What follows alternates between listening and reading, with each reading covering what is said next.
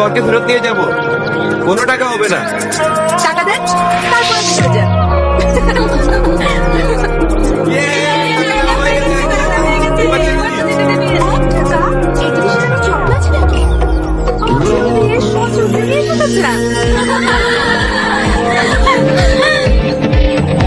লক্ষ কোটি টাকার কাবিনের সাথে এর টাকাটি রাখছি।